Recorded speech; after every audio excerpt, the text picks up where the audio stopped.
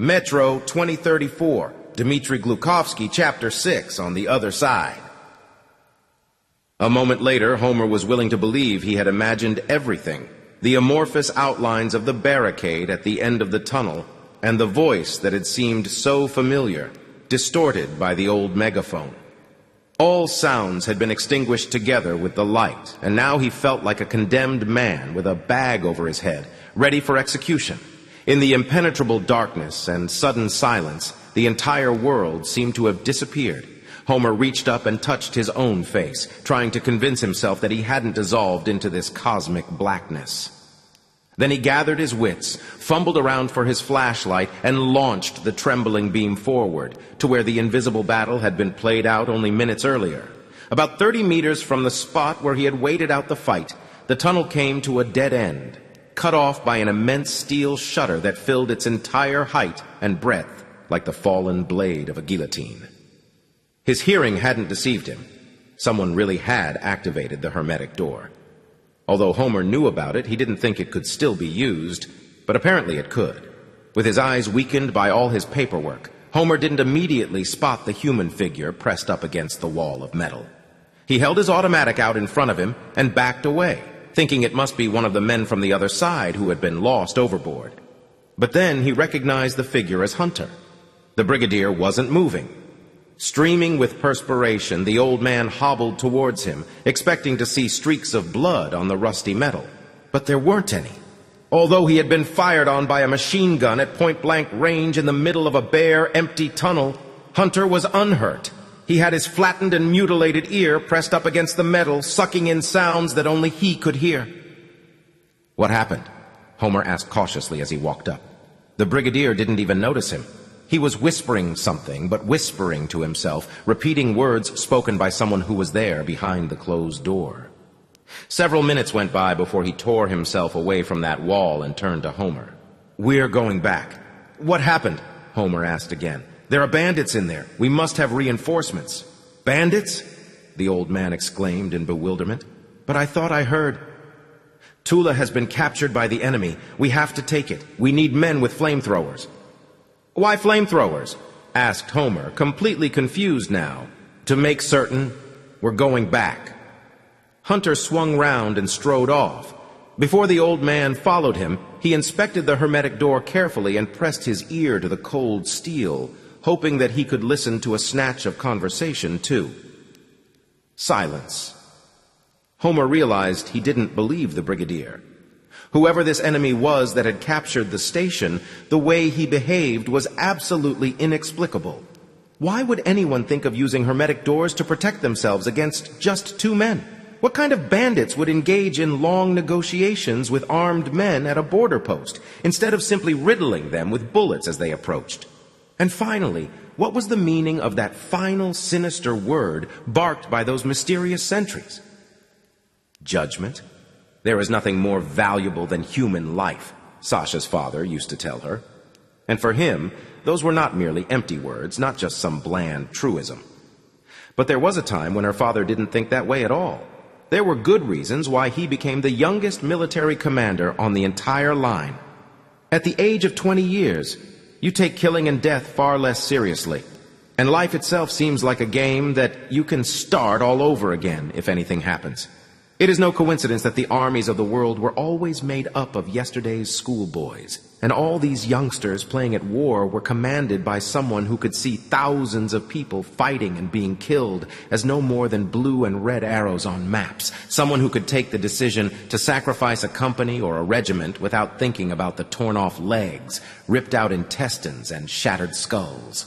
There was a time when her father also regarded his enemies, and even himself, with disdain, when he astounded everyone with his readiness to take on missions that should have cost him his life. But he wasn't reckless, and his actions were always precisely calculated. Intelligent and assiduous, at the same time he was indifferent to life. He had no sense of its reality. He didn't think about consequences and wasn't burdened with a conscience. No, he never fired at women and children, but he executed deserters in person and was always the first to storm the machine gun nests. He was also almost insensitive to pain. Basically, he couldn't give a damn for anything, until he met Sasha's mother. She hooked him, so accustomed to his victories, with her own indifference. His only weakness, his vanity, which had driven him on against the machine guns, launched him into a new, desperate assault that unexpectedly became a protracted siege. He had never needed to make any special effort in love before. Women themselves cast down their banners at his feet. Debauched by their easy acquiescence, he always sated his appetite for his latest girlfriend before he could fall in love with her, and lost all interest in his conquest after the very first night. His relentless insistence and his fame blinded girls' eyes, and very few of them even tried to apply the age-old strategy of making a man wait until they got to know him. But she found him boring. She wasn't impressed by his decorations and titles, his triumphs in battle and love. She didn't respond to his glances. She shook her head at his jokes. And he started taking the conquest of this young woman as a serious challenge, more serious than subjugating the nearby stations. She was supposed to be just one more notch on his gun butt, but soon he realized that the prospect of intimacy with her was receding and also becoming less important. Her attitude made the chance to spend even an hour together during the day feel like a real achievement, and she only went that far in order to torment him a little. She doubted the value of his accomplishments and mocked his principles. She chided him for his heartlessness. She shook his confidence in his strength and his goals. He put up with all of it, but more than that, he enjoyed it. With her, he started reflecting on things, hesitating over decisions. And then he started feeling things, helplessness, because he didn't know how to get close to this girl, regret for every minute not spent with her, and even fear, the fear of losing her without ever having won her. Love, and she rewarded him with a sign, a silver ring. Finally, when he had completely forgotten how to manage without her, she yielded to him. A year later, Sasha was born, which meant that now there were two lives he could no longer treat with disdain, and he himself no longer had any right to be killed. At the age of only 25, when you command the most powerful army in the observable part of the world, it's hard to rid yourself of the feeling that your orders can stop the world itself from turning. No tremendous supernatural might is required for taking away people's lives, but the power to give back life to the dead is granted to no one. This truth was borne in on him cruelly when his wife died of tuberculosis and he was helpless to save her. After that, something in him was broken. Sasha was only 4 years old at the time, but she remembered her mother very well, and she remembered the terrible tunnel-black void that was left behind after her mother was gone. A gaping abyss, the closeness of death, opened up in her little world, and she looked down into it often. The edges of the abyss knitted together only very slowly. It was 2 or 3 years before Sasha stopped calling out to her mother in her sleep. Her father still called out to her sometimes, even now. Maybe Homer was approaching things from the wrong angle. If the hero of his epic refused to reveal himself, maybe he should start with the hero's future beloved. Tempt him out with her beauty and youthful freshness. If Homer discreetly described her charms first, then maybe the hero would step out of non-existence to meet her. For their love to be perfect, he would have to be her ideal complement, which meant he would have to appear in the epic complete and fully formed. Their curves and contours, their very thoughts would have to match each other as precisely as fragments of the shattered stained glass panels at Sevastopolskaya station. After all, they also were once parts of a single whole, so it was their destiny to be reunited. Homer couldn't see anything wrong in appropriating this effective plotline from the long-departed classics. But although the solution looked simple, there were still problems. Sculpting a living girl out of paper and ink proved to be a task beyond Homer's power, and he probably couldn't write convincingly about feelings any longer either. His present relationship with Elena was filled with the tender feelings of old age, but they had met each other too late to abandon the past completely in their love. At that age, people strive to appease their loneliness, not quench their passion. Nikolai Ivanovitch's one true love had been entombed up on the surface. In the decades that had passed since then, all the details of her appearance, apart from one, had faded away. He couldn't have described the affair from life any longer. And in any case, there had been nothing heroic about that relationship. On the same day when Moscow was hit by the nuclear deluge, Nikolai was offered the chance to become a driver, replacing old Serov, who had been retired. His pay would almost double, and they even gave him a few days off before his promotion took effect. He phoned his wife, who said she would bake an apple cake, and then she went out to buy champagne, taking the children along for the walk. But he had to finish his shift. Nikolai Ivanovich climbed into the cabin of the locomotive as its future master, a happily married man right at the very beginning of a tunnel that led off into a miraculously bright future. In the next half hour, he aged 20 years in one fell swoop, arriving at the final station a broken man with no one and nothing. Perhaps that was why every time he came across a train that had survived by some miracle, he was always overwhelmed by the desire to take his legitimate place in the driver's seat, stroke the control panel with a master's hand, and glance out through the windscreen at the lacework pattern of tunnel liners. To imagine that the train could still be made to work, that it could be put into reverse. No doubt about it, the Brigadier definitely created a special kind of field round himself, a field that diverted any kind of danger away from him. And what was more, he seemed to know it. The journey back to Nagornaya took them less than an hour. The line didn't offer them any resistance at all. Homer had always felt that the scouts and shuttle traders from Sevastopol and all the other ordinary people who plucked up the courage to enter the tunnels were alien organisms in the metro's body, microbes that had infiltrated its circulatory system. The moment they stepped beyond the frontiers of the stations, the air around them became irritated and inflamed. Reality ruptured, and all the incredible creatures ranged against man by the metro suddenly appeared out of nowhere. But Hunter wasn't an extraneous body in the dark stretches of tunnel. He didn't trigger the Leviathan's resentment as he journeyed through its blood vessels. Sometimes he would switch off his flashlight, becoming just another patch of the darkness that filled the tunnel's space and seemed to be caught up by invisible currents that carried him onward twice as fast. Struggling with all his might to keep up with the Brigadier, Homer shouted after him, and then Hunter came to his senses, stopped, and waited for the old man. On the way back, they were even allowed to pass through Nagornaya in peace. The murky vapors had dispersed. The station was sleeping. They could see every centimeter of it lying open to view now, and it was impossible to imagine where it could have concealed those spectral giants. Just an ordinary, abandoned station, incrustations of salt on the damp ceiling, a soft, feathery bed of dust spread out across the platform, obscenities scribbled with charcoal on the smoky walls. But then other details caught the eye. Strange scrapes left on the floor by some frantic, scrabbling dance, crusty reddish-brown spots on the columns, ceiling lights that looked scraped and battered, as if someone had rubbed hard against them. Nagornaya flashed by, and they went flying on. As long as Homer could keep up with the Brigadier, he felt as if he too were enclosed in a magical bubble that rendered him invulnerable. The old man was amazed at himself. Where was he getting the energy for such a long, forced march? But he had no breath left for making conversation, and in any case, Hunter no longer condescended to answer his questions.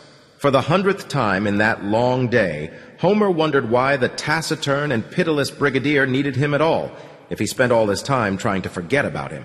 The foul smell of Nakhimov Prospect crept up and enveloped them. This was a station that Homer would gladly have dashed through as quickly as possible, but instead the Brigadier slowed down.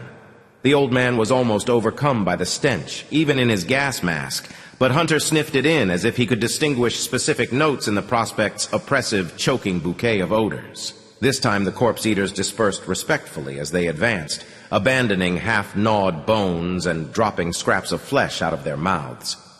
Hunter walked to the precise center of the hall and up onto a low heap, sinking calf-deep in flesh. He cast a long, slow glance round the station, and then, still dissatisfied, abandoned his suspicions and moved on, without finding what he was looking for. But Homer found it. Slipping and falling onto his hands and knees, he startled away a young corpse-eater who was eviscerating a soaking wet bulletproof vest.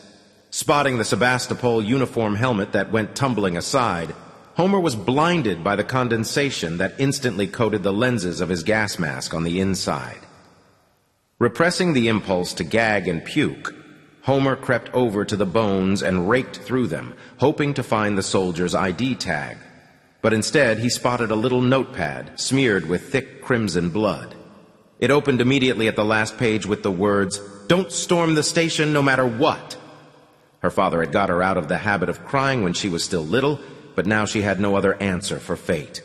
The tears streamed down her face of their own accord, and a bleak, high-pitched whine rose up from her chest. She realized straight away what had happened, but it took her hours to come to terms with it. Had he called for her help? Had he tried to tell her something important before he died? She couldn't remember the exact moment when she sank into sleep, and wasn't entirely sure that she was awake now. After all, there could be a world where her father hadn't died, couldn't there? Where she hadn't killed him with her weakness and egotism. Sasha held her father's hand, already cold, but still soft between her palms, as if she was trying to warm it, trying to persuade him and herself that he would find a car, and they would go up onto the surface and get into it, and drive away. And he would laugh like the day when he brought home that radio with the music CDs. At first her father sat there with his back leaning against the column and his chin braced against his chest. He could have been taken for someone in a doze. But then, his body started slowly slipping down into the puddle of congealed blood, as if it was tired of pretending to be alive and didn't want to deceive Sasha any longer. The wrinkles that always furrowed her father's face had almost completely smoothed out now. She let go of his hand, helped him lie more comfortably, and covered him from head to foot with a tattered blanket. She had no other way of burying him. She would have liked to take her father up onto the surface and leave him lying there, gazing up at the sky that would turn bright and clear again one day. But long before that, his body would become the prey of the eternally hungry beasts that roamed about up there. Here on their station, no one would touch him. There was no danger to be expected from the deadly southern tunnels. Nothing could survive in there except the winged cockroaches. And to the north, the tunnel broke off at a rusty, half-ruined metro bridge with only a single track still intact. At the other end of the bridge there were people, but none of them would ever dream of crossing it out of mere curiosity. They all knew what was on the far side, a lookout station on the edge of a scorched wilderness, with 2 doomed exiles living in it. Her father wouldn't have allowed her to stay here alone, and there wasn't any point in it anyway.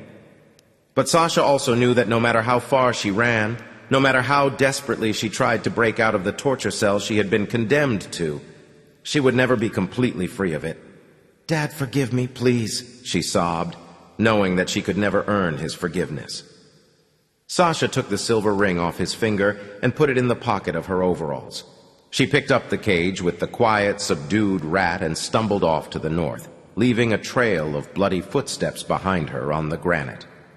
When she climbed down onto the rails and walked into the tunnel, an unusual omen occurred at the empty station that was now a funeral bark. A long tongue of flame emerged from the mouth of the opposite tunnel, straining towards her father's body, but it couldn't reach it and retreated back into the dark depths, reluctantly conceding that Sasha's father had a right to his peace now. "They're coming back! They're coming back!" Istomin took the telephone receiver away from his ear and gazed at it distrustfully, as if it was some animate creature that had just told him a ridiculous fairy tale. "Who's coming back?" Denis Mikhailovich jumped up off his chair, spilling his tea, which settled on his trousers in an embarrassing dark stain. He cursed the tea and repeated the question. "Who's coming back?" Istomin repeated mechanically into the receiver. "The Brigadier and Homer," the receiver crackled. "Ahmed was killed." Vladimir Ivanovich blotted his bald patch with his handkerchief and wiped his temple under the rubber strap of his piratical eye patch. Reporting soldiers' deaths to relatives was one of his responsibilities. Without waiting for the operator to switch the line, he stuck his head out of the door and shouted to his adjutant, "Bring both of them to me and tell the orderlies to set the table." He walked across his office, straightened the photos hanging on the wall, whispered something in front of the map, and turned to Denis Mikhailovich, who was sitting there with his arms crossed, blatantly grinning. "Volodya, you're just like some girl before a date," the colonel chuckled. "I see you're excited, too," the station commandant snapped back, nodding at the colonel's wet trousers. "Why should I worry? I've got everything ready. 2 assault units assembled. They can be mobilized in 24 hours. Denis Mikhailovich lovingly stroked the light blue beret lying on the desk, then picked it up and stuck it on his head to make himself look more official. In the reception office, feet started scurrying about. Knives and forks jangled, and an orderly held up a dewy bottle of spirits through the crack of the door. Istomin waved him away. Later, all of that later. Then at last he heard a familiar booming voice. The door flew open, and the opening was filled by a broad, massive figure. Hovering behind the Brigadier's back was that old storyteller he'd dragged along with him for some reason. "Welcome back," said Istomin, sitting down in his chair, then getting up and sitting down again. "What's out there?" snapped the colonel.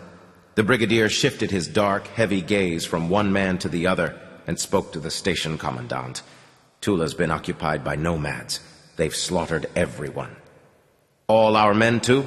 asked Denis Mikhailovich, raising his shaggy eyebrows. "As far as I can tell. We got as far as the entrance of the station. There was a fight, and they sealed it off." "They closed the hermetic door?"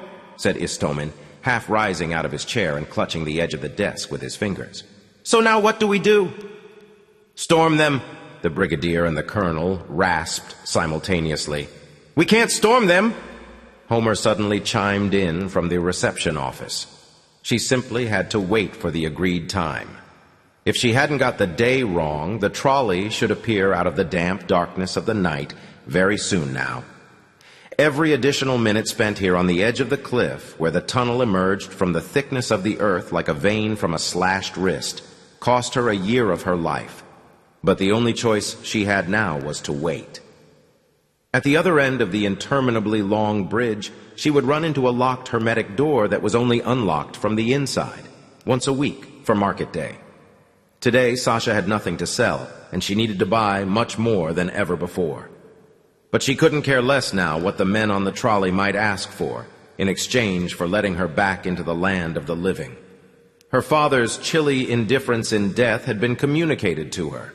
Sasha used to dream so much about going to another station someday with her father, to a place where they could be surrounded by people, where she could make friends with someone, meet someone special. She used to ask her father about his young days, not just because she wanted to revisit her own bright childhood, but because she was secretly setting herself, as she was now, in her mother's place, setting some nebulously handsome man with shifting features in her father's place and awkwardly imagining love to herself. She worried that she wouldn't be able to find any common ground with other people if they really went back to the greater metro. What would they have to talk to her about? But now there were only hours, or perhaps minutes left to go until the ferry arrived, and she couldn't give a damn for the other people, the women or the men, and even the thought of returning to a human existence seemed like a betrayal of her father. She would have agreed to spend the rest of her life at their station, without hesitating for a single moment, if that could have helped to save him. The candle stub in the glass jar fluttered in its death agony, and she transferred the flame to a new wick. On one of his trips to the surface, her father had found an entire crate of wax candles, and Sasha always carried several of them in the pockets of her overalls. She would have liked to think their bodies were like candles, and a little particle of her father had been transferred to her after his light was extinguished. Would the men on the trolley see her signal in the mist? Before this, she had always guessed the time right, so she never had to waste an extra moment lingering outside. Her father forbade her do that, and the swollen goiter on his throat was enough of a warning in itself. At the cliff edge, Sasha usually felt as agitated as a trapped shrew, gazing around anxiously and only occasionally daring to go as far as the first span of the bridge in order to look down from it at the black river flowing past below. But she had too much time. Huddling up and shuddering in the damp, chilly autumn wind, Sasha took several steps forward, and the crumbling summits of a high-rise apartment blocks appeared behind the gaunt trees. Something huge splashed in the oily, viscous river, and in the distance, unknown monsters groaned in almost human voices. Then suddenly their wailing was joined by a plaintive, dismal creaking. Sasha jumped to her feet, raising her lamp high in the air, and they answered from the bridge with a stealthy, slippery beam of light. A decrepit old trolley was moving towards her, barely able to force its way through the dense white gloom. thrusting the wedge of its feeble headlamp into the night and prizing its way through. The girl backed away. It wasn't the usual trolley. It strained its way along jerkily, as if every turn of its wheels cost the man working the levers a great effort. Eventually it shuddered to a halt about 10 steps away from Sasha, and a tall, fat man wrapped in tarpaulin jumped down off the frame onto the stone chips.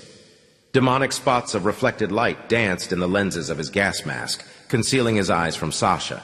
In one hand, the man was clutching an ancient army Kalashnikov with a wooden butt. "I want to leave here," Sasha declared, thrusting out her chin. "Leah Eve," the tarpaulin scarecrow echoed, drawling the sound in either surprise or mockery. "And what have you got to sell?" "I haven't got anything left," she said, staring hard into those blazing eye sockets bound in iron. "Everyone has something that can be taken, especially a woman," the ferryman grunted. Then he had a thought. "Are you going to leave your daddy then?" "I haven't got anything left," Sasha repeated, lowering her eyes. "So he croaked after all," said the mask, sounding relieved but also disappointed. "And he did right, or he'd have been upset now." The barrel of the automatic caught the shoulder strap of Sasha's overalls and slowly dragged it downwards. "Don't you dare!" she shouted hoarsely, jerking back. The jar with the candle fell, shattering on a rail, and the darkness instantly licked out the flame. "No one comes back from here. Can't you understand that?" The scarecrow gazed at her indifferently with its blank, dead lenses. "Your body won't even be enough to cover the cost of my journey in one direction.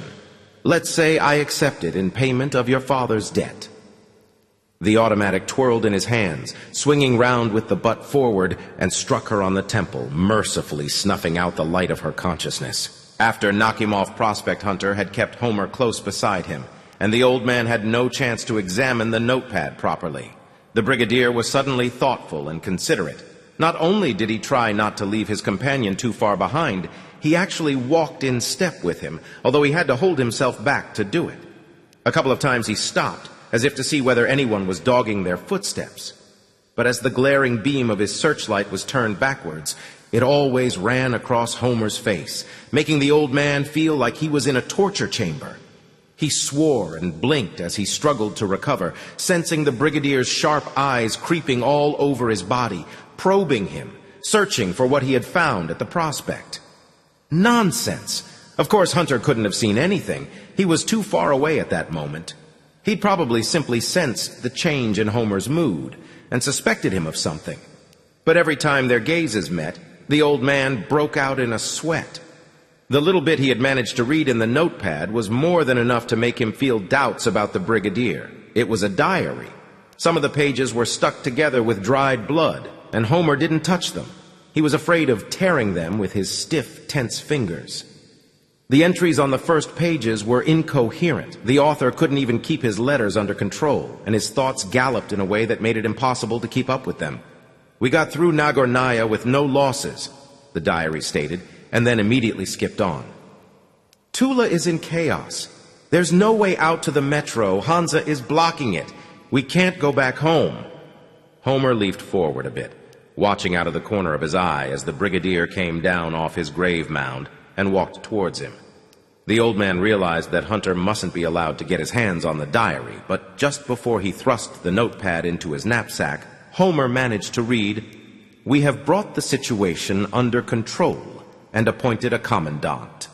And then immediately, "Who'll be the next to die?" And another thing, framed in a little square above the dangling question, was a date. From the withered state of the notepad's pages, anyone would have thought the events described in the diary must be at least a decade old. But the figures indicated that the entry had been made only a few days ago. With long-forgotten agility, the old man's ossifying brain fitted together the scattered pieces of the mosaic. The mysterious wanderer seen by the miserable tramp at Nagatino, the guard's voice that seemed familiar at the hermetic door, the words, "We can't go back home." A complete picture began taking shape in front of his eyes. Maybe the scribble on the stuck-together pages could fill in the meaning of all the other strange events. What was absolutely certain was that Tula had not been captured by bandits. Something far more complicated and mysterious was going on there. And Hunter had spent a quarter of an hour questioning the sentries at the gates of the station. So he knew that just as well as Homer did. That was precisely why Homer must not show him the notepad. And it was why Homer dared to oppose him openly at the meeting in Istomin's office. "We can't do that," he said.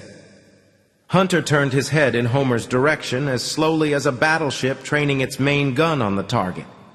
Istomin shifted his chair backwards, then decided to come out from behind his desk anyway. The colonel screwed his face up wearily. "We can't blow up the hermetic door. There's groundwater all around. The line would be flooded instantly. The whole of Tula Station is held together by no more than a lick and a promise. They're always praying it won't spring a leak anywhere. And the parallel tunnel, you know yourselves. It's 10 years since..." Homer went on. "So do we just knock and wait for them to open up?" Denis Mikhailovich inquired. "Well, there's always the bypass route," Istomin reminded him. Astounded by that suggestion, the colonel started coughing violently and furiously accusing his superior of wanting to cripple and kill his best men. And then the brigadier fired a broadside. "Tula has to be cleaned out. The situation requires the extermination of everyone there. Not one of your men is left. They've all been finished off. If you don't want to suffer any more losses, it's the only possible decision. I know what I'm talking about. I have information." The final words were clearly intended for Homer. They made the old man feel like a naughty little puppy dog being shaken by the scruff of the neck to bring him to his senses. "Well, since the tunnel is sealed on our side," said Istomin, tugging down his tunic, "there is only one way to get into Tula. From the other side, through Hansa. But we can't take armed men through that way. It's out of the question." "I'll find men," Hunter said dismissively, and the colonel started. "Just to get to Hansa, you have to go through 2 stretches of tunnel on the Kakhovka line as far as Kashira Station." "What of it?" asked the brigadier, crossing his arms on his chest. "In the region of Kashira, the background radiation shoots off the scale," the colonel explained. "A fragment of a warhead fell nearby. It didn't explode, but it's quite bad enough as it is. Every second man who gets a dose of it dies within a month, even now." An ominous silence fell. Homer took advantage of the hitch to initiate a furtive withdrawal. Tactical, of course, from Istomin's office. Eventually, Vladimir Ivanovich, apparently afraid that the uncontrollable brigadier would go off to demolish the hermetic door at Tula anyway, made a confession. "We have protective suits, but only 2. You can take the most able-bodied soldier you can find, anyone. We'll wait." He glanced around at Denis Mikhailovich. "What else can we do?" "Let's go over to the lads," the colonel said with a sigh. "We'll have a talk with them, and you can choose yourself a partner." "No need," said Hunter, with a shake of his head. "Homer's the one I want.